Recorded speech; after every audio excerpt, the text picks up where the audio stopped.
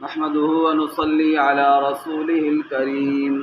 أما بعد بسم الله الرحمن الرحيم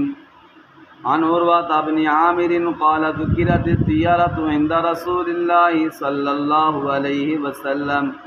فقال أحسنها الفال ولا ترد مسلما فإذا رأى أحدكم ما يكره فليقل اللهم لا يأتي بالحسنات إلا أنت الى آخر الحدیث۔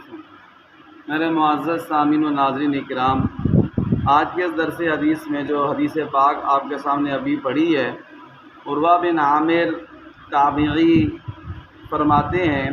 کہ پیارے نبی صلی اللہ علیہ وآلہ وسلم کے پاس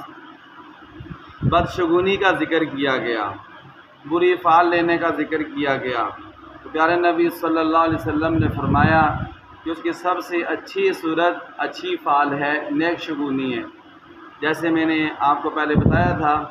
کہ کسی کا نام اچھا ہو تو اس سے نام سے اچھی فعل لینا یہ درست ہے۔ اور پیارے نبی صلی اللہ علیہ وسلم نے فرمایا کہ مسلمان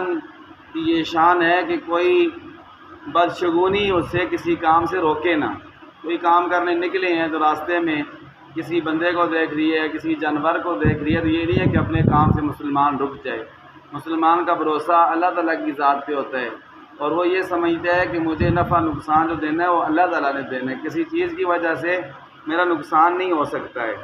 اور پیارے نبی صلی اللہ علیہ وسلم نے پھر دعا بتائی ہے کہ جب بھی کوئی ناپسندیدہ چیز دیکھو تو پیارے نبی صلی اللہ علیہ وسلم نے فرمایا یہ دعا مانگا کرو اللہ تعالیٰ سے کہ اے اللہ،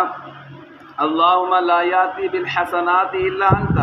اللہ تعالیٰ جتنی بھی اچھائیاں مجھے ملیں گی وہ آپ ہی کی جانب سے ہوں، اچھائیاں دینے والی آپ ہی کی ذات ہے۔ ولا یدفع السیئات الا انت،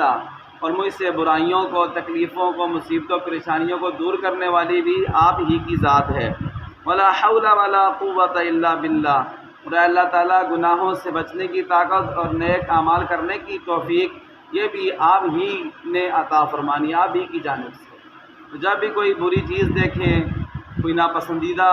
چیز دیکھیں تو فوراً یہ اللہ تعالیٰ سے دعا مانگیں تو اللہ تعالیٰ آپ کی حفاظت فرمائیں گے۔ اللہ تعالیٰ سے دعا ہے اللہ تعالیٰ ہمیں عمل کی توفیق عطا فرمائے۔ ربنا